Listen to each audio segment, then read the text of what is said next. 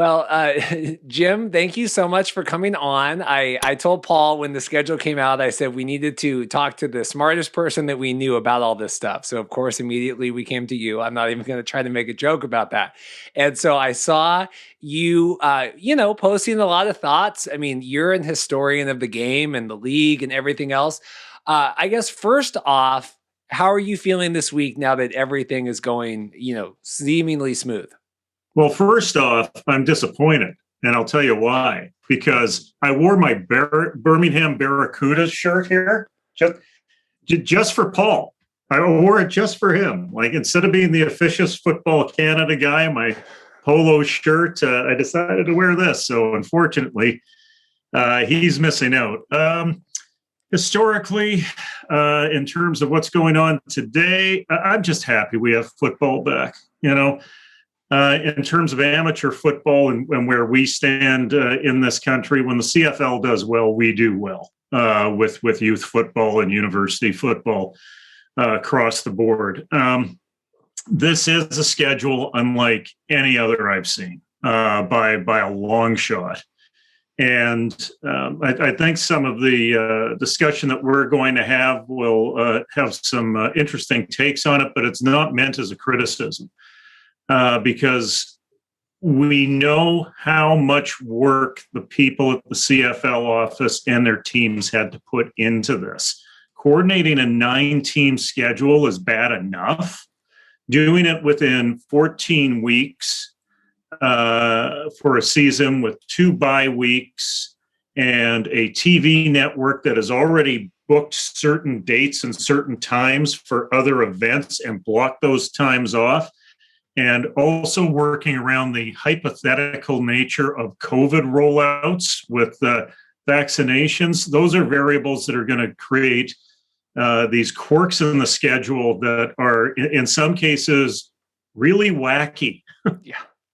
Well, and that's the thing is, and that's why I want to get you on and our conversation today, because I'm not like a schedule guy anyway, right? I mean, the NFL stuff comes out, I'm like, okay, Seahawks, what's the kickoff or whatever, but I'm not, so even on the NFL scale, I don't get super amped for like, the schedule drop date like everyone seems to nowadays. And so certainly with the CFL stuff, it's like, we're trying to talk to smarter people than us to really round out this conversation. So you were pointing out some quirks and stuff. And yeah, I did see a lot of, don't be unhappy with this. Just be happy we have a schedule. But, we can still, critique and have questions. What are some questions that arose in your mind?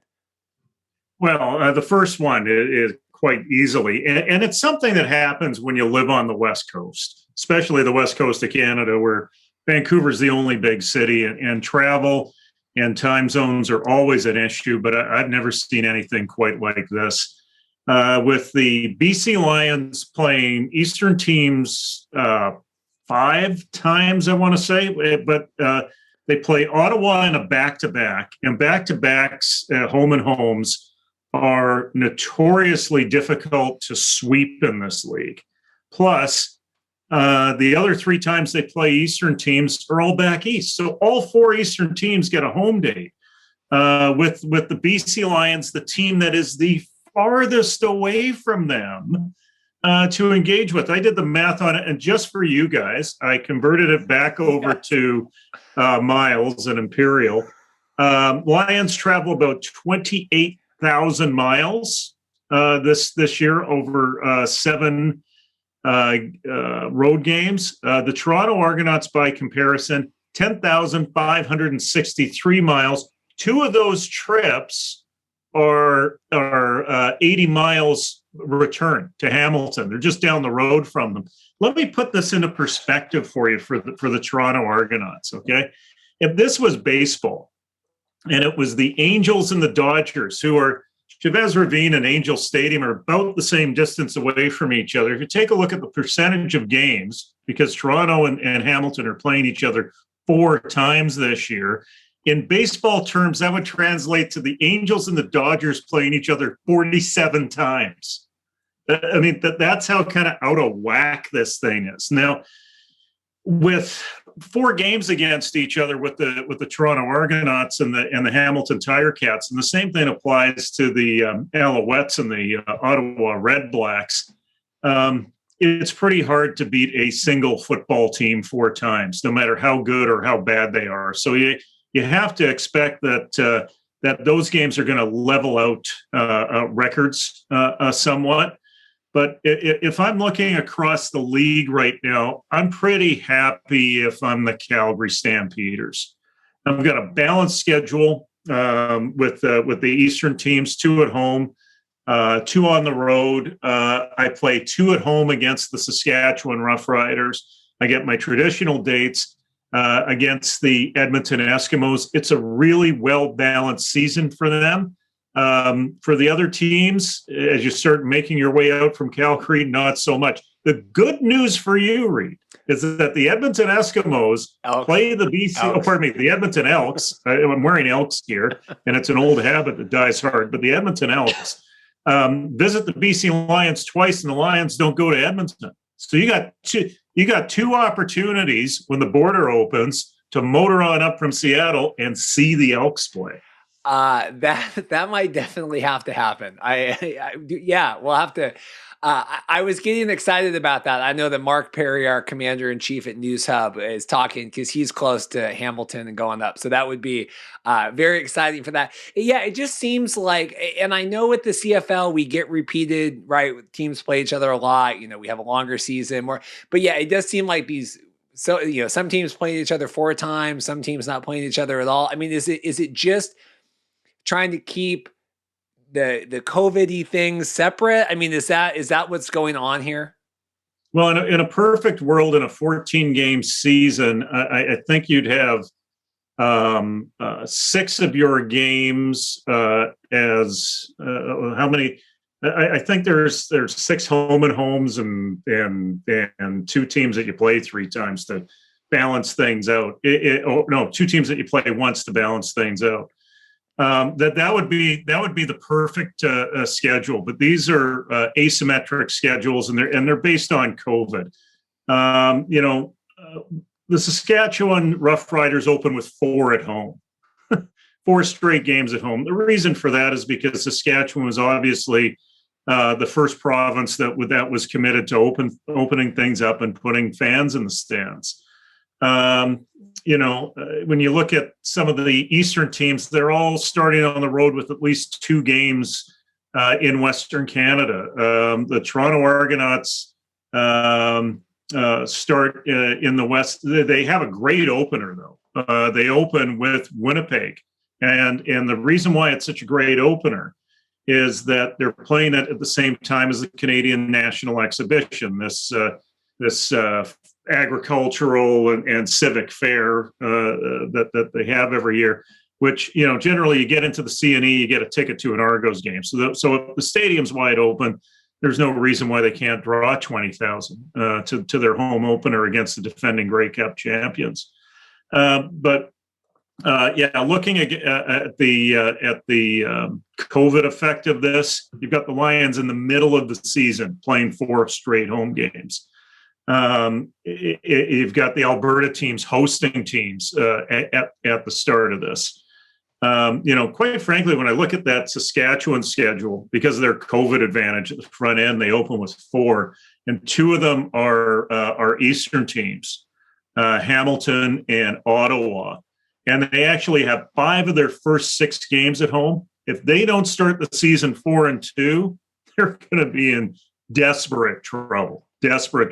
In the middle of that 5 out of 6 at home, it's a home and home with Winnipeg. It's a traditional date. It's the Labor Day Classic and the Banjo Bowl. So, outside of that, they should be escaping those first 6 game weeks with a 4-2 record, I would think. But some of those, right, they're at home, but they're like considered away, right? Some of those games, is that how we're doing that? Because I know that they were trying to, move things around. Am I saying that right? Yes and no. I mean, you still the Elks and the Lions are a prime example of that. In a perfect world, the Elks and the Lions would be playing 1 game in Vancouver, 1 game in Edmonton. And unfortunately, because of the way things shift around, they just can't do that. And in some cases, in some of these schedules, you have some teams not even facing each other, even though they're playing other teams 4 times in a year. Ottawa is an example of that. They don't play Winnipeg, and it's a real lost opportunity because the former offensive coordinator of the Winnipeg Blue Bombers is now the head coach of the Ottawa REDBLACKS, and that would have been compelling to watch, to see those 2 teams come together. So the other thing, too, is that there's some anomalies with game days. There's some Tuesday games. There's some Wednesday games. Ottawa, in the middle of the season, plays a home game on a Wednesday, then a Tuesday. And I have to think that that's based on 2 things. One of them is TV blocking dates that TSN may have or may not have. And the other is that, they run a soccer team out of that facility, too. And there may be some conflicting dates. It may be a way to bridge some of the bye weeks that are built into the collective bargaining agreement. But at the end of the day, there's some challenges there, and the Argos don't benefit much for the working man. They should be the working man's team in the GTA. I believe they only have 2 Saturday home dates. And so that's going to hit them as well. If anyone's trying to make their way out of Toronto late day on a Friday, I remember the time where usually it should take you about 45 minutes to get to the airport. It took me 2 hours and 45 minutes to get to the airport, simply because Friday is absolutely gridlocked in that city. Yeah, it's tough. I mean, and that was, obviously with the NFL this year, we lived through that too. And we had that one, it ended up being that I think every day of the week ended up having a game when they had all that stuff with the Ravens playing and all that. But it is tough where, right, the CFL doesn't carry. I mean, the NFL can kind of come in and say, this is when we're playing. I think there was that one early Wednesday game that like the dog show or something was going on and everyone was like freaking out. They couldn't believe that the game was at 2 p.m. or something. But I mean, otherwise the NFL can kind of throw its weight around. Where it is interesting though, when you talk about the, obviously, the other things happening in those stadiums and then the TV stuff that's already been scheduled, right? Where, how does TSN handle that?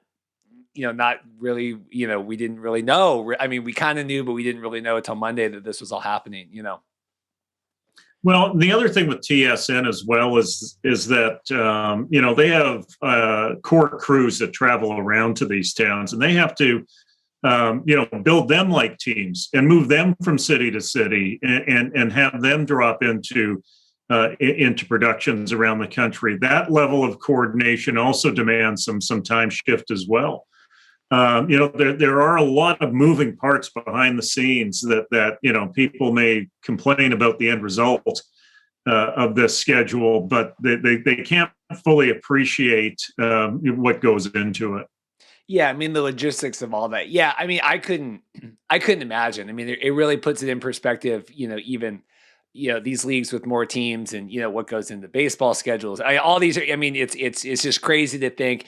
Trying to even just do 14 weeks with the 9 teams. I mean, but overall, what reactions have you heard? I mean, obviously, I want the thumbnail of this episode to be like Charlie Day and It's Always Sunny in Philadelphia with the conspiracy board, and that's kind of how I view you looking at this league stuff, right?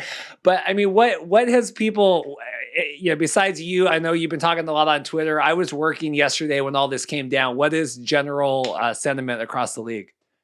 Well, we're just happy there's football back, like I said at the top of this thing. But there's going to be the inevitable grumbling about the draw, about strength of schedule, about fairness. Now, when I see this schedule, at first I was opposed to the idea of 8 teams making the playoffs. Now that I see how uneven it is, I think 8 teams making the playoffs would have been a good idea here, and to also create some Saturday dates. So, a lot of folks think it's, like I say, wacky. I think there are some people on the coast that are definitely unhappy because as you get into the fall and as you look at some of the dates against Eastern teams, they don't match up well time zone wise. Especially if you're starting games early Saturday morning or before rush hour is over during a weekday. It's not necessarily the best schedule to re-engage fans on the West Coast, quite frankly, even if it's just through television. When it comes to that road schedule, the Lions are going to have a special challenge with those 4 straight games at home too, to sell them and build those up. I think there is, though, the expectation that we'll be back up to full strength here and opening stadiums by about at least the end of the first week of September. And I think people understand the challenges of what the league's gone through just to get to this point. Those who don't understand probably wouldn't be showing up at a CFL game anyway, quite frankly. From my perspective, it does hurt a little bit in terms of covering the college side and the university side of the game, because there's a lot of these games are going to be loaded into Saturdays now. So the Canadians that we watch in the NCAA, we won't get as much coverage of that here. The university side of the game up here probably get buried a little bit by all of this. But you know what? That's a hit you got to take just to get the professional game back on the field, in my opinion. Ultimately, how do you think league management handled this week with the vote Monday, the schedule release Tuesday? How do you think that all went? I think it went well. I think it went as well as could be expected. I think they didn't do themselves any favors over these last few months by creating a void in the media in terms of getting timely responses out there and feeding information out that could have directed the story instead of letting people speculate and fill the space. I think it resets things for the Canadian football fan because they're not preoccupied with change. They're just focused on, how do I get out to a game? What games am I going to see? When is it on my television? That's a positive aspect. Whether or not it was really a unanimous vote or not doesn't matter. What they said publicly matters, that it was a unanimous vote. At the end of the day, everybody is playing. Releasing the schedule out the next day was the right thing to do instead of letting another day or two go by, where there would be another pocket of a vacuum. I think under the circumstances, they handled it about as well as one could expect.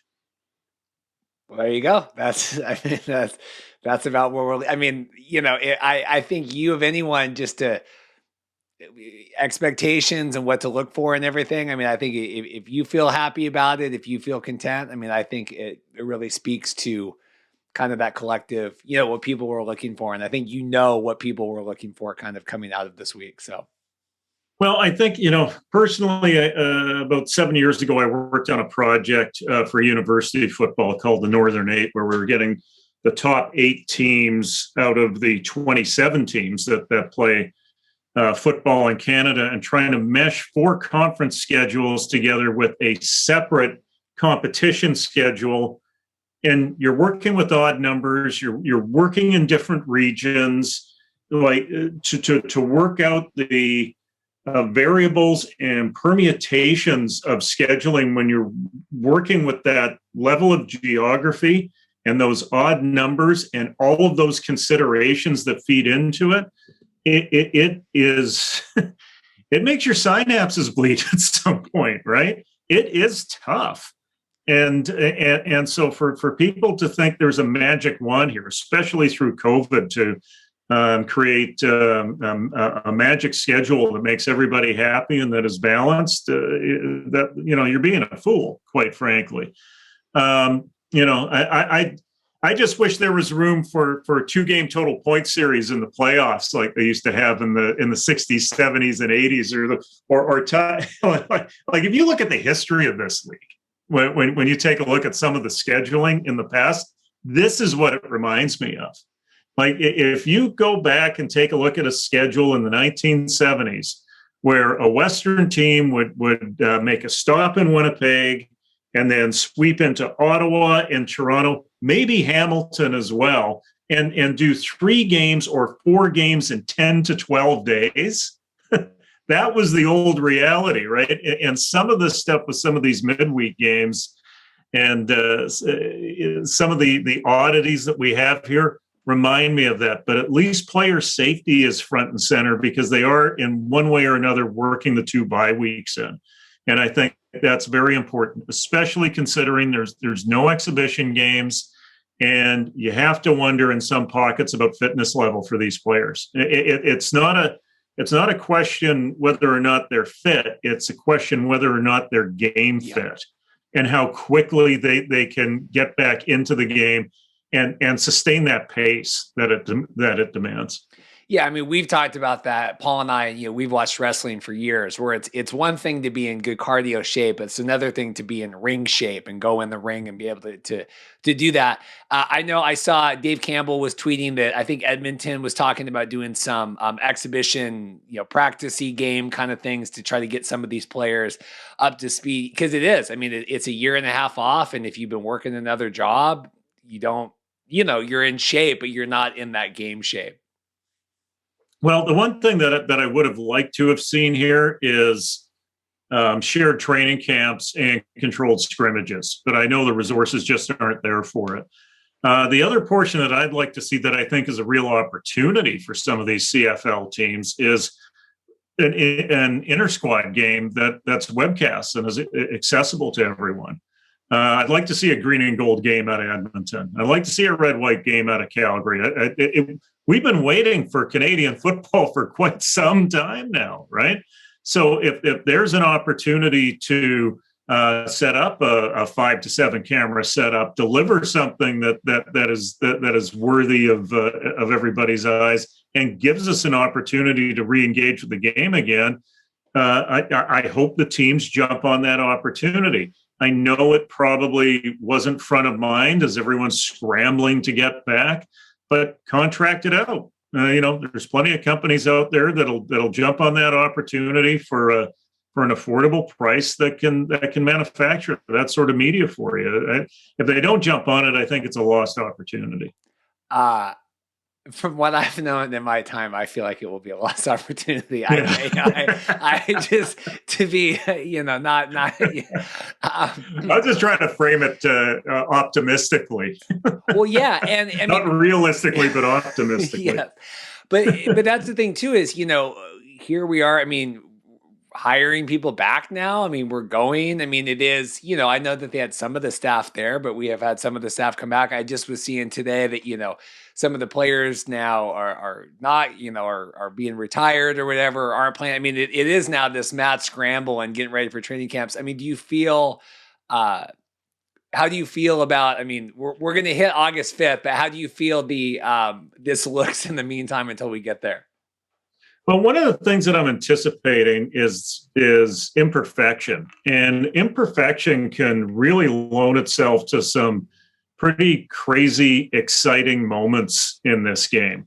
Sometimes when a game is played at its very top high performance level and it is perfection, it can actually get pretty boring.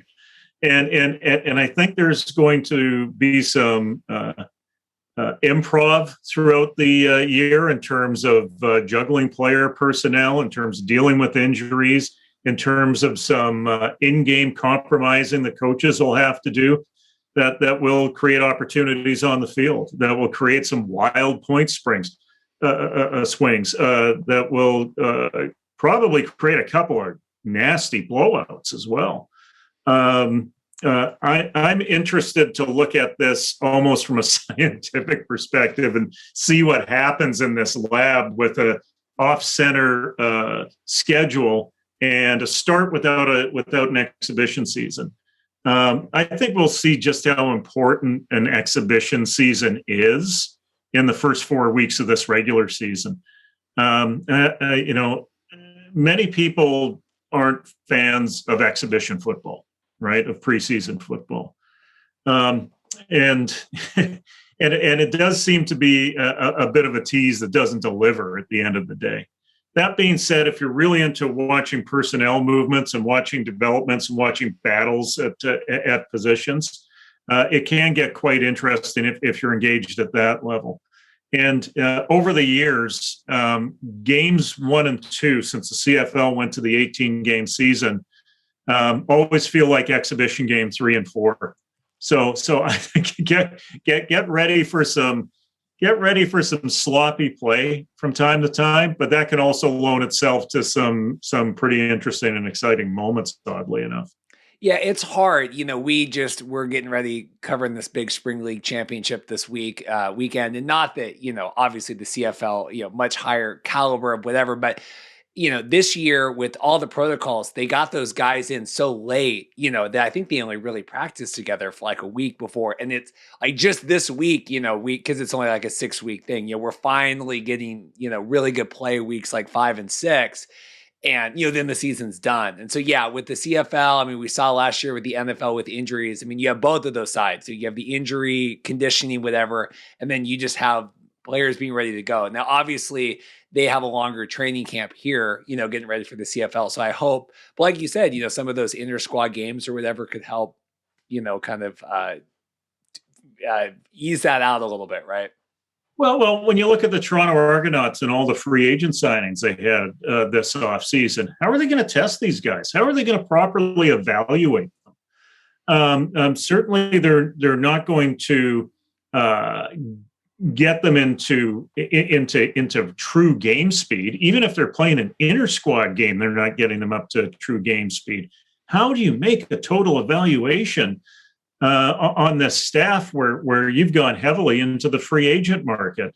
I would think if I'm a player that's cast aside from the Argos, I'm looking for another opportunity somewhere else where I can catch on in a hurry, because there's a lot of talent that's been signed in Toronto that is obviously capable of playing, but can they make the right read on them and within the abbreviated camps that they're going to have?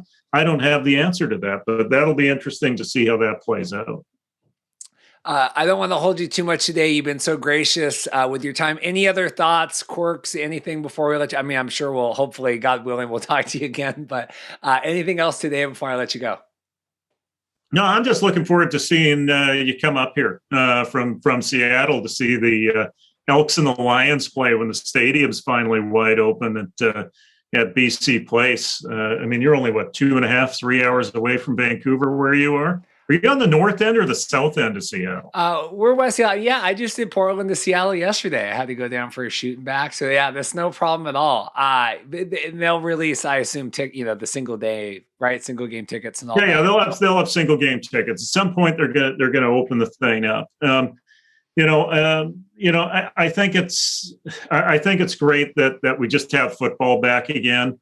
I'm looking forward to see where the XFL talk starts up again in the middle of this season. Now that the CFL have these game platforms on TSN, is that a place where that talk is actually going to advance somewhat in what I would suggest is a controlled environment for both TSN and the CFL?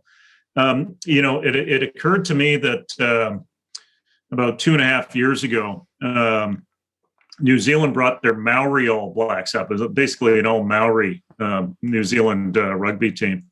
And Jason Momoa did a tour with them through Vancouver, through a number of First Nations reserves, really whipped up two things: awareness of the game, but a great cultural bond between the South Pacific Islanders and the First Nations up here. And it put people in the stands. They had a good 35,000 for that game.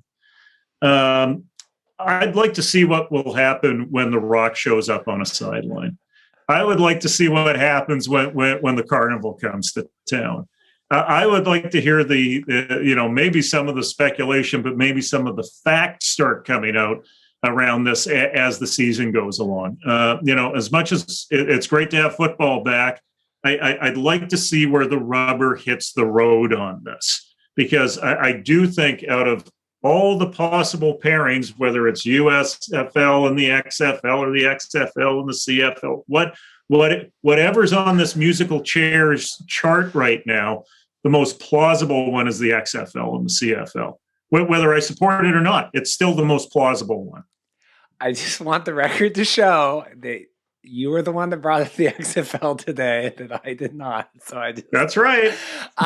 No, I did see the Naylor tweet, or he did some radio something about, if The Rock shows up, and I tweeted at the end of Indiana Jones when they open the Ark of the Covenant and everyone's faces melt off. That's what I imagine if The Rock walks into, the Calgary. But seriously, like in a town like Vancouver, that is such an event-driven town, there's not a lot of loyalty here for the teams that we have in this town. Not even the Canucks, quite frankly. And we're a town that's comprised like Atlanta, Georgia is. A lot of people come from somewhere else with their loyalties. The locals like me are very few in number. So when a big shiny object like Dwayne Johnson comes into town, it turns into something. It creates energy. It directs eyeballs. Maybe it directs the eyeballs of people with very, very low attention spans, but you do get their attention with it. And I would suggest that if there is a touchdown point for Dwayne Johnson, it ain't in Toronto, it's in Vancouver. It will stir things up out here. Well, if it happens. Yeah. And I mean, there has certainly been good movement on the Redbird side lately, hiring the individual that helped broker the $110 billion TV deal for the NFL, bringing, the former executive producer of Monday Night Football coming out. There was a lot of questions last we spoke.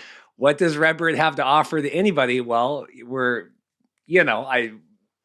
starting to rally the troops, I feel like, on our end. I feel like Redbird looks a little better today than it did the last time you were on the show.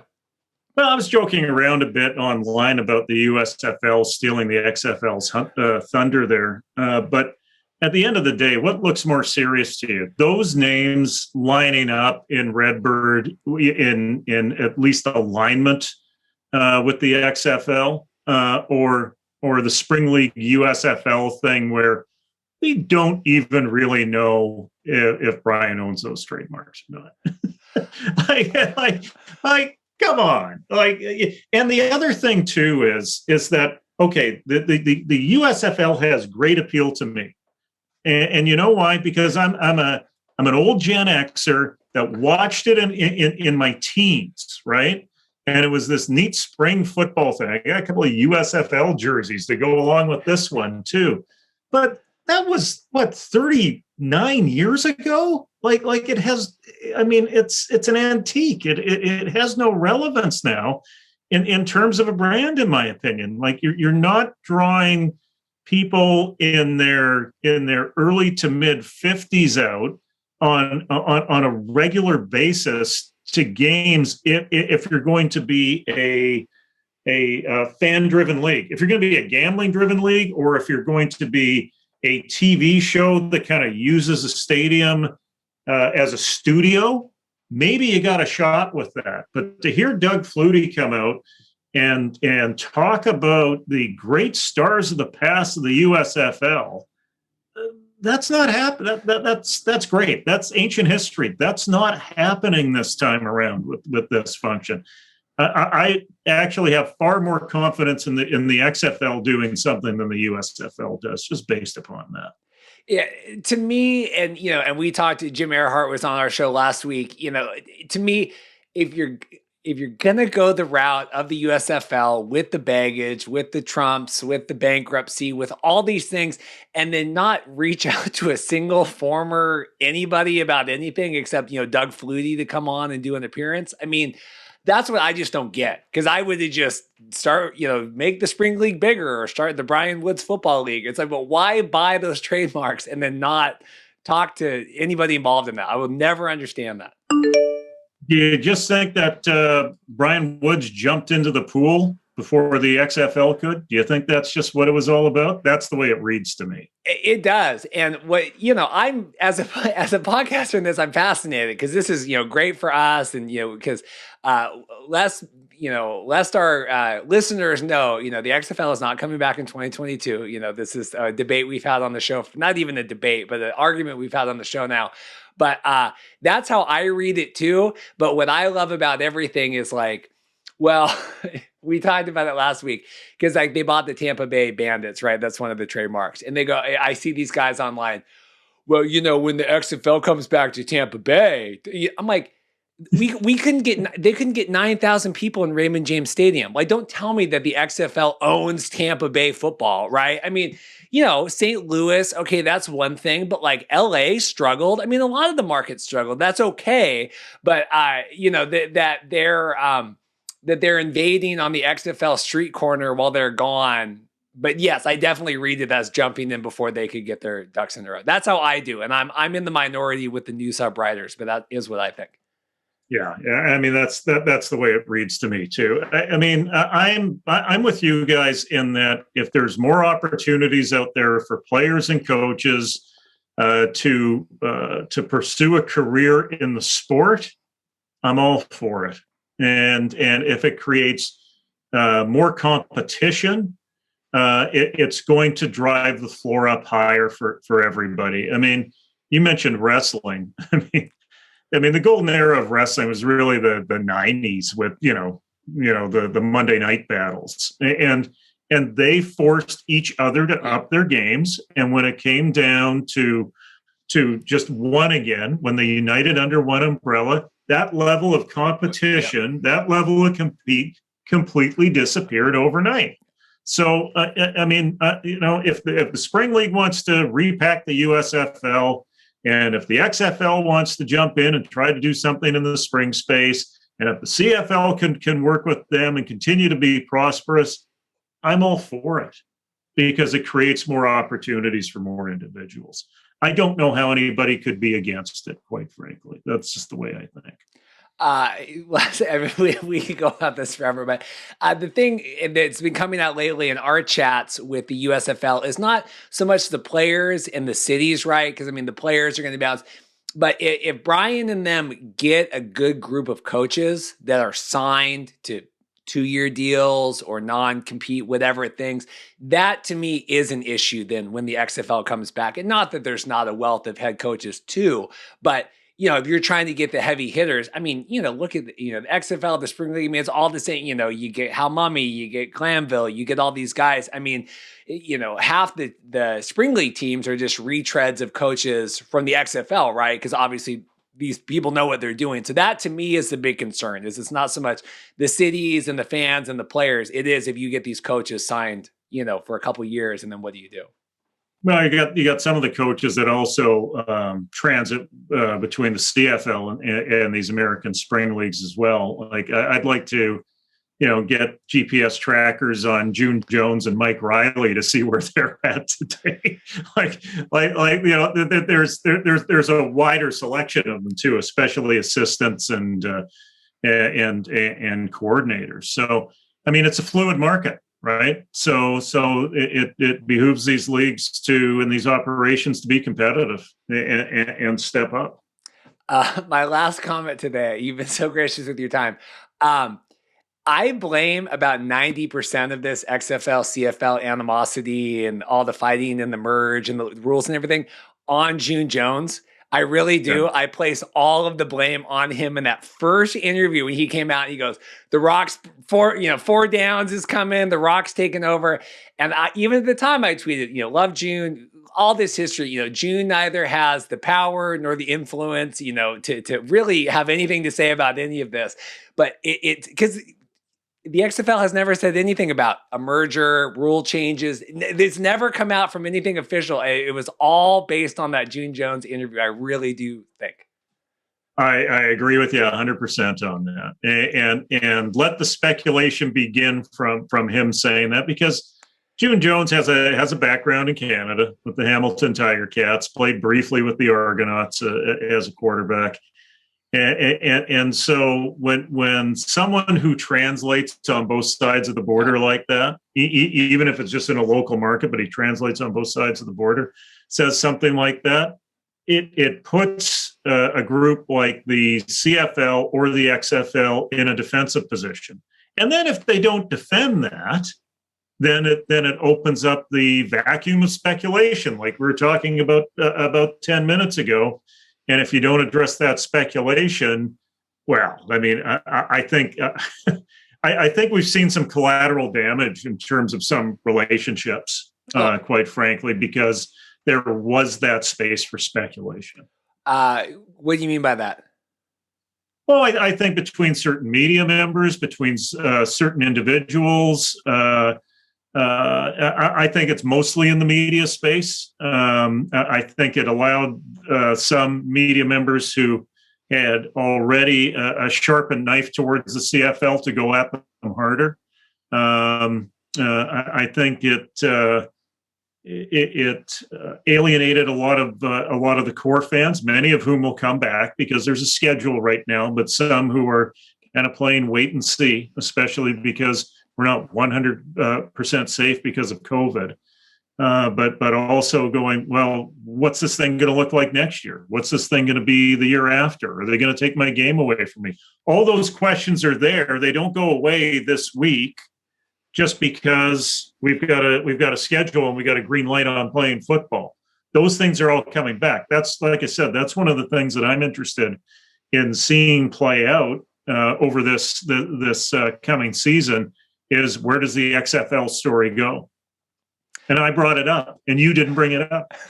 I will say, with media going at each other, 3 Down Nation no longer blocks me on Twitter, so we have at least mended that field. That was a touching point for a while. So now I think we're friendly again because there was some knives there for a little while. So you guys are good for each other. Yeah, seriously, you guys are good. We contrasting ideas are fine. Sometimes when they get a little sharp between parties, you got to take a time out. I understand that. You got to go to different bars for a couple of weeks, right? Well, thank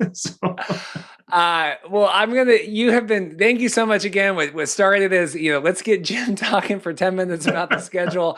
But I really appreciate it. I know Paul will be sad but you just will have to come back now. So we have an excuse now. And I am holding you to our rooftop party that we were promised. We're going to bring a boat up and party at the house. I've been promised. I told Paul that.